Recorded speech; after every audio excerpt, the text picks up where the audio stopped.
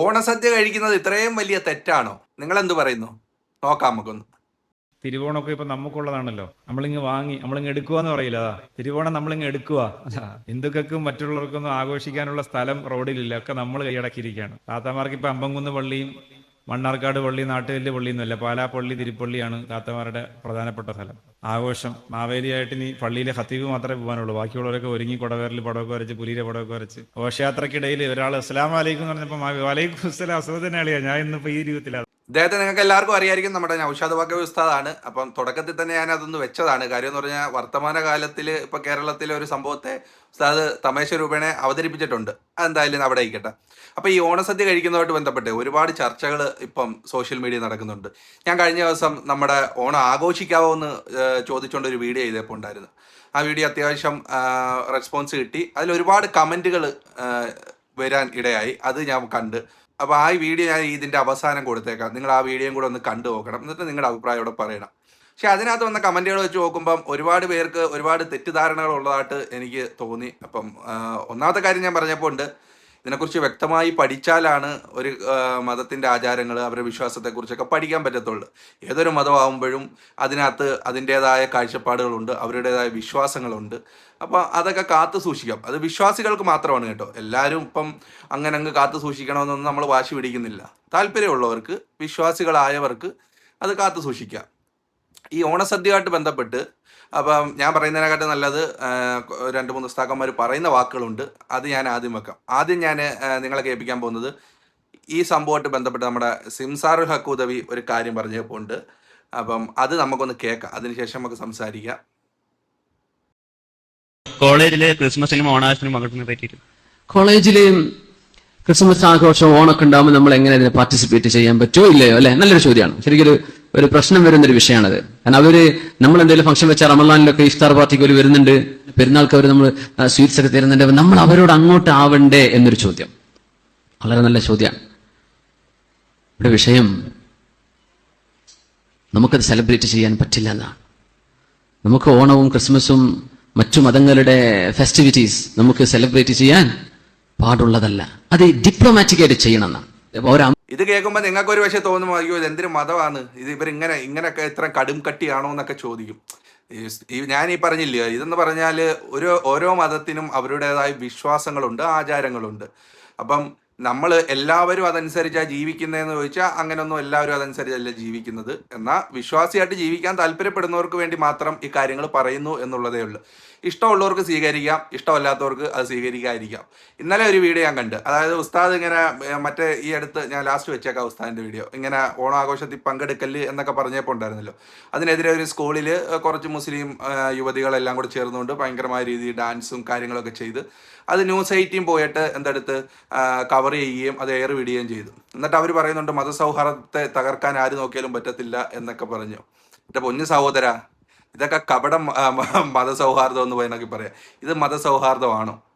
എനിക്ക് തോന്നുന്നില്ല. മതസൗഹാർദ്ദം എന്ന് വെച്ചാൽ, മനുഷ്യ സൗഹാർദ്ദം എന്ന് വെച്ച് കഴിഞ്ഞാൽ വിശക്കുന്നവന് ഭക്ഷണം കൊടുക്കുക, അല്ലെ പാവപ്പെട്ടവന് അത് ജാതിമത ഭേദമന്യേ അവന് സാമ്പത്തികമായി എന്തോലും ബുദ്ധിമുട്ട് വന്ന് അവനെ സഹായിക്കുക, മരുന്ന് മേടിക്കാൻ വേണമെങ്കിൽ അതിന് കൊടുക്കുക, വീടില്ലെങ്കിൽ വീടിന് സഹായിക്കുക. അങ്ങനെയൊക്കെ ഉള്ള സഹായങ്ങളാണ് നമ്മൾ ഇസ്ലാമിൽ പറഞ്ഞിട്ടുള്ളത്.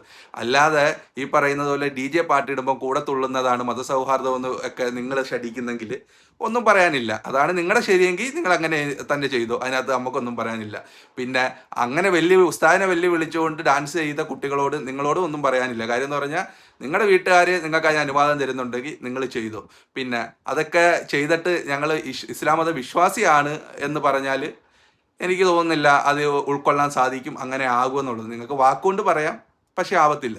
MBBS എടുക്കാത്തൊരു വ്യക്തി MBBS ആണെന്ന് പറഞ്ഞാൽ അതാവത്തില്ലല്ലോ. കാര്യം എന്താ, ആ ഡിഗ്രി നേടിയാലേ ആ MBBS ഡോക്ടർ ആവത്തുള്ളൂ എന്ന് പറയുന്നത് പോലെയുള്ളു. അപ്പം എന്തായാലും നമുക്ക് വിഷയത്തിലേക്ക് തിരിച്ചു വരാം. ഇതിൻ്റെ ബാക്കി ഭാഗം കൂടെ കേൾക്കാം. എന്നിട്ട് നിങ്ങൾ തന്നെ ഈ ഒരു കാര്യത്തിൽ നിങ്ങളുടെ അഭിപ്രായങ്ങൾ കമൻറ്റിൽ രേഖപ്പെടുത്തുക. അമ്പലത്തിന്റെ പൂരം നടക്കുമ്പോൾ വരും. അപ്പൊ നമ്മൾ എന്താ ചെയ്യാ? കൊടുക്കാ ഇത് തരാൻ പറ്റൂല, എന്നിട്ട് ഉസ്താദ് പറഞ്ഞെന്ന് പറയാൻ പറ്റൂലല്ലോ. അവിടെ ഒരു കമ്മ്യൂണൽ റൈറ്റ്സ് വരെ സംഭവിച്ചേക്കാം. അപ്പൊ നമ്മൾ എന്താ ചെയ്യാൻ? ഒന്ന് ഡിപ്ലോമാറ്റിക് ആയിട്ട് പ്രവർത്തിക്കുക എന്ന് പറയില്ലേ? പൂരത്തിന് പിരിവിന് വരുന്ന ആളോട് നമ്മൾ എന്താ പറയാ? പിന്നെ ചങ്ങായി വരേണ്ടി വരും, നിങ്ങൾ ഒന്നകത്തേക്ക് വരും, സ്വകാര്യം പറയണ്ടേ? എന്താണെന്നറിയോ? പൂരത്തിന് പലവരും കൊടുക്കും, ഇതേ നിനക്ക് ചായ കുടിക്കാനാട്ടോ 50 രൂപ കുറിച്ചു, ഇതൊക്കെ കൂട്ടണ്ട. ഓന് ഭയങ്കര സന്തോഷം ഉണ്ടാവുള്ളൂ. നിങ്ങൾ പൂരത്തെ സഹായിച്ചിട്ടില്ല, ആ വ്യക്തിയെ സഹായിച്ചത്. ഞാൻ പൈസ കൊടുത്തു, എല്ലാവരും 10 രൂപ വെച്ച് എടുത്തോളിട്ടോ എന്ന് പറഞ്ഞു 5 ആളോട്. മതി, ഓല് ഹാപ്പി ആയി പോയി. ഇങ്ങനെ നമ്മൾ അതിനെ ഡൈവേർട്ട് ചെയ്യണം. ഞാൻ തരൂല, അത് വേണ്ട. നമ്മളോട് അങ്ങനെയല്ല നബി പഠിപ്പിച്ചത് സല്ലല്ലാഹു അലൈഹി വസല്ലം. സ്നേഹം കൊടുത്ത് മനുഷ്യർക്ക് ഹിദായത്തിന്റെ വഴി കാണിച്ചു കൊടുക്കണം എന്നാ. അപ്പൊ ഒരു ക്രിസ്മസ് ആഘോഷം നടക്കുകയാണ്, അതിൽ നമുക്ക് പാർട്ടിസിപ്പേറ്റ് ചെയ്യാൻ പറ്റില്ല. അപ്പൊ ഓണസദ്യ നടക്കുകയാണ്, കേക്ക് വേഗം ചെന്നിട്ട് ഒരു മുട്ടായി വായിക്കിട്ടിട്ട് പോവാ. പിന്നെ ഇപ്പൊ തിന്നിട്ടുള്ളൂ മുട്ടായി, മധുരം ഇങ്ങനെ നിന്നാ വയ്യാതുകൊണ്ടാണ്. അപ്പൊ നമുക്കത് പറ്റില്ല. നമ്മൾ എന്ത് ചെയ്യണം? നമ്മൾ ഇസ്ലാമിന്റെ ഹക്കായ വഴിയിൽ നിൽക്കുകയാണ്, നമ്മളതിന്ന് ട്രിക്കിലൂടെ ഒഴിഞ്ഞു മാറണം. അത് നിങ്ങൾക്ക് ഞാൻ പറഞ്ഞു തരേണ്ട ആവശ്യമില്ല എങ്ങനെയാണെന്ന്. നമുക്കത് ലൈവ് പാർട്ടിസിപ്പേറ്റ് ചെയ്യാൻ പറ്റുന്നതല്ല. ഇപ്പൊ ഈ ഒരു വിഷയത്തെക്കുറിച്ച് ഞാൻ പഠിക്കാൻ നോക്കിയപ്പോഴത്തേക്ക്, ഞാൻ സെർച്ച് ചെയ്തും കാര്യങ്ങളൊക്കെ നോക്കിയപ്പോഴത്തേക്ക് കൂടുതലും വരുന്ന ചർച്ച എന്ന് പറഞ്ഞു കഴിഞ്ഞാൽ, അല്ല പ്രബലമായ അഭിപ്രായം എന്ന് പറഞ്ഞു കഴിഞ്ഞാൽ വിശ്വാസികളെ സംബന്ധിച്ചാണ് കേട്ടോ ഞാൻ പറയുന്നത്. അല്ലാതെ സാധാരണ ഒരു വ്യക്തിയെ സംബന്ധിച്ചല്ല, വിശ്വാസിയെ സംബന്ധിച്ച്. പിന്നെ ഒരു വ്യക്തി വന്ന് നമ്മളെ ഓണത്തിന് വിളിക്കുന്നത് കൊണ്ടോ അവർ വീട്ടിൽ പോയി ഭക്ഷണം കഴിക്കുന്നത് കൊണ്ടോ അവരെ അതിന് സഹായിക്കുന്നത് കൊണ്ടോ ഒന്നും ഒരു കുഴപ്പമില്ല. പക്ഷേ മതപരമായി ചിലർ നിവേദിക്കുന്ന ഭക്ഷണങ്ങളുണ്ടല്ലോ, അത് കഴിക്കലാണ് ചില ആചാരപരമായ അല്ലെങ്കിൽ വിശ്വാസപരമായി ചില തടസ്സങ്ങൾ നമുക്ക് ഉള്ളത്. അപ്പം അങ്ങനെയുള്ള ഭക്ഷണങ്ങൾ ഒഴിവാക്കുക എന്നുള്ളതാണ് പറയുന്നത്. അത് ഏത് മതത്തിൽ ഉള്ള ഭക്ഷണമായാലും, അത് ഇസ്ലാം മതത്തിൽ തന്നെ ഉള്ളവരായാലും അങ്ങനെയൊക്കെ നിവേദിക്കുന്ന ഭക്ഷണങ്ങൾ, ഇസ്ലാം മതത്തിൽ തന്നെ നിവേദിക്കുന്ന ഭക്ഷണമാണെങ്കിലും കഴിക്കൽ നിരോധിച്ചിരിക്കുന്നു എന്നുള്ളതാണ് പറഞ്ഞത്. മറിച്ച് നമ്മളെ ഇപ്പം ഒരു സ്നേഹത്തിൻ്റെ പുറത്ത് ഒരാൾ ഭക്ഷണം കഴിക്കാൻ വിളിച്ചാൽ അവർ വീട്ടിൽ പോയി കഴിക്കുന്നത് കൊണ്ടോ അവർ ജോലിയിൽ സഹായിക്കുന്നത് കൊണ്ടോ ഒന്നും ഒരു തെറ്റുമില്ല. നിങ്ങളൊരു കാര്യം മനസ്സിലാക്കണം, എല്ലാ മതത്തിനും അതിൻ്റെതായ വിശ്വാസങ്ങളുണ്ട്. നമ്മൾ ഈ പറയുന്നത് പോലെ മതത്തോട് മതം ചേർന്ന് അല്ലെങ്കിൽ ഒരാളോട് ആ വിശ്വാസത്തോട് ചേർന്ന് നിന്നാലേ നമുക്ക് ഈ പറയുന്നത് പോലെ അവരുടെ ബഹുമാനം കിട്ടത്തുള്ളൂ എന്നൊക്കെ വിചാരിച്ചാൽ അതൊക്കെ ചുമ്മാതുള്ള കാര്യമായി. എത്ര കാലമായി ഈ കോൺട്രവേഴ്സി നടന്നിട്ട്? ഈ അടുത്തല്ലേ ഇത്രയും പ്രശ്നങ്ങൾ വന്നത്. ബാക്കി ഓരോരുത്തരുടെ വിശ്വാസത്തിലേക്ക് ബാക്കിയുള്ളവർ കടന്നു കയറാൻ ശ്രമിച്ചപ്പോഴാണ് ഈ പ്രശ്നങ്ങൾ ഉണ്ടായത്. എല്ലാവർക്കും അവരുടേതായ വിശ്വാസങ്ങളുണ്ട്. ആ വിശ്വാസത്തിൽ അടിയുറച്ച് നിൽക്കുക, എൻ്റെ ഒരു കാഴ്ചപ്പാടാണ് പറയുന്നത്. എന്നാൽ ബാക്കിയുള്ളവരുടെ വിശ്വാസത്തെ, അവരുടെ ആചാരങ്ങളെ, അനുഷ്ഠാനങ്ങളെ നമ്മൾ ബഹുമാനിക്കുക, അതല്ലേ അതിൻ്റെ ശരി. അപ്പോൾ അങ്ങോട്ടും ഇങ്ങോട്ടും പരസ്പര ബഹുമാനം എന്തായാലും ഉണ്ടാവും. ഇതൊക്കെ ബാക്കിയുള്ളതൊക്കെ എന്ന് പറഞ്ഞാൽ കുറച്ച് പ്രഹസനം, കുറച്ച് സോഷ്യൽ മീഡിയ പോലുള്ള പ്ലാറ്റ്ഫോമുകളിൽ കുറച്ച് കപട മതസൗഹാർദ്ദം കാണിക്കൽ എന്നൊക്കെയാണ് എൻ്റെ ഒരു കാഴ്ചപ്പാട്. യഥാർത്ഥ ഒരു വ്യക്തിയെ സംബന്ധിച്ച് നമ്മളൊക്കെ നമ്മുടെ വിശ്വാസത്തെ അടിയുറച്ച് നിൽക്കുകയും മറ്റുള്ളവരുടെ വിശ്വാസത്തെ ബഹുമാനിക്കുകയും അവരെ സ്നേഹിക്കുകയും ചെയ്യുന്നത് കൊണ്ട് ഇന്നേ വരെ നമുക്കൊരു കുഴപ്പമോ അല്ലെങ്കിൽ നമ്മൾ വർഗീയവാദിയാണെന്നോ ആരും പറഞ്ഞിട്ടില്ല. അതൊക്കെ നമ്മുടെ വ്യക്തിത്വമാണ്. അപ്പം അത് നമ്മുടെ ചിന്താഗതിയുടെ പ്രശ്നമാണ് എന്നുള്ളതാണ് പറയാനുള്ളത്. ഇനി അവസാനമായിട്ട് ഒരു ക്ലിപ്പ് കൂടെ വെച്ചേക്കാം. മറ്റാരുമല്ല, ഈ അടുത്ത് ഏറെ അമ്മ ഉസ്താദുണ്ടല്ലോ, മറ്റേ ഓണം ആഘോഷിക്കല്ലെന്നും പറഞ്ഞ് പ്രസംഗിച്ച് ഈ ഉസ്താദിനെ വെല്ലുവിളിച്ചിട്ടാണ് മറ്റേ ആ കോളേജ് പെൺപിള്ളേരെല്ലാം കൂടെ പോയി ഡാൻസ് കളിച്ച് അത് ന്യൂസ് 80 പുറത്തു വിട്ടത്. അപ്പോൾ ആ ഉസ്താദിൻ്റെ ഈ ഒരു വിഷയത്തിൽ ഓണസദ്യ കഴിക്കുന്നതുമായിട്ട് ബന്ധപ്പെട്ട് പറയുന്ന ഒരു കാര്യം കൂടെ ഉണ്ട്. അതുകൂടെ കണ്ടതിന് ശേഷം നമുക്ക് നിർത്താം. പ്രിയപ്പെട്ട എല്ലാവരും ഈ വീഡിയോ കണ്ടതിന് ശേഷം നിങ്ങളുടെ അഭിപ്രായം പറഞ്ഞിട്ട് പോകണം. ആരോഗ്യപരമായ ചർച്ച ഈ വിഷയത്തിൽ നടക്കട്ടെ എന്ന് ഞാൻ പ്രതീക്ഷിക്കുകയാണ്. കാര്യം നമുക്ക് എല്ലാവർക്കും അന്നേരം കാര്യങ്ങൾ പഠിക്കാൻ പറ്റും എന്നുള്ളതാണ് എൻ്റെ ഒരു വിശ്വാസം. ഇങ്ങനെയൊക്കെയാണല്ലോ എല്ലാവരും കാര്യങ്ങൾ പഠിക്കുന്നത്, അല്ലേ? നമ്മുടെ തൊട്ട അയൽവാസി ഒരു ഹൈന്ദവ സഹോദരനാണ്. അദ്ദേഹം വന്ന് നമ്മളെ ഒരു രമേശ് എന്ന് പറയുന്ന സഹോദരനാണ്, അല്ലെങ്കിൽ സുനിൽ എന്ന് പറയുന്ന ഒരു സഹോദരനാണ്. അവർ വന്നിട്ട് നമ്മളെ ഭക്ഷണം കഴിക്കാൻ വേണ്ടി വിളിക്കുകയും നമ്മൾ പോയി ഓണസദ്യ കഴിക്കുന്നതിന് ഇസ്ലാം യാതൊരുവിധ തടസ്സവും പറയുന്നില്ല. അല്ലെങ്കിൽ തൊട്ടപ്പുറത്ത് ഒരു ചേച്ചി വന്നിട്ട്, ഇപ്പം എൻ്റെ ഉമ്മ ഷൈമ എന്ന് പറയുന്ന സഹോദരി, എൻ്റെ തൊട്ടപ്പുറത്തെ വീട്ടിലെ ചേച്ചി വന്നിട്ട് എൻ്റെ ഉമ്മാനോട് പറയാം, ഷൈമ വീട്ടിൽ ഭക്ഷണം ഉണ്ടാക്കണം, ഓണസദ്യ ഉണ്ടാക്കണം, ആളില്ല, ഒന്ന് കൂടെ വരുമെന്ന് ചോദിച്ചാൽ അതിൽ പോയി പങ്കെടുക്കണമുണ്ട്. ഇസ്ലാമിൽ യാതൊരുവിധ കുഴപ്പമില്ല. അതിന് പുറമെ നമ്മൾ സെറ്റ് സാരി എടുത്ത് അല്ലെങ്കിൽ തലമറക്കാതെ അല്ലെങ്കിൽ മസ്ത് ഇട്ട് തന്നെ ഡാൻസ് കളിക്കാൻ പോവുകയും അല്ലെങ്കിൽ വേറെ എന്തെങ്കിലും ഇസ്ലാം പറയാത്ത കാര്യങ്ങളിലേക്ക് പോവുകയും അതിനെതിരെയാണ് ഈ ഒരു പ്രസംഗത്തിൽ വ്യക്തമായിട്ട് പറഞ്ഞിട്ടുള്ളത്. അപ്പോൾ ആദ്യത്തെ 4 സെക്കൻഡ് മാത്രം കേട്ടിട്ടാണ് പല ആളുകളും ഈ വർഗീയത. ഞാൻ ഇപ്പോൾ ഇന്നലെ പറഞ്ഞതുപോലെ ഐസക് എന്ന് പറയുന്ന ഒരാൾ സ്പെഷ്യൽ ബ്രാഞ്ച് എന്ന് പറഞ്ഞ് വിളിച്ചു. ഞാൻ അദ്ദേഹത്തിനോട് ചോദിച്ചു ആരാണ് എനിക്കെതിരെ പരാതി എന്നത്. അപ്പോൾ എന്നോട് പറഞ്ഞു ഞങ്ങൾ സ്വമേധയാ കേസെടുത്താൽ. അപ്പോൾ ഞാൻ സ്വാഭാവികമായിട്ട് ആദ്യം പിന്നെയും ചോദിച്ചു, ആദ്യമേ സാറ് പറഞ്ഞത് എനിക്കെതിരെ ആരും ഒരാൾ പരാതി എന്നതാണ്. അവസാനം അയാൾ ഫോൺ കട്ട് ചെയ്ത് പോയത്. അപ്പോൾ സ്വാഭാവികം നമ്മൾ പിന്നെ അതിൻ്റെ പുറകെ അന്വേഷണം. ഇപ്പോഴും അദ്ദേഹത്തിൻ്റെ ഫോൺ സ്വിച്ച് ഓഫ് ആണ്. പിന്നെ എത്രയോ ഭീഷണിയൊന്നും എൻ്റെ വണ്ടിക്ക് കല്ലെറിയുമെന്ന് പറഞ്ഞവരുണ്ട്, അല്ലെങ്കിൽ എന്നെ ആക്രമിക്കുമെന്ന് പറഞ്ഞവർ. ഇപ്പോൾ ഇന്നലെ രാത്രി ഒരു 10 മണിക്ക് വേറൊരു സഹോദരൻ ഗൾഫിൽ നിന്ന് വിളിച്ചിട്ട് ഭയങ്കര ഭീഷണിയാണ്.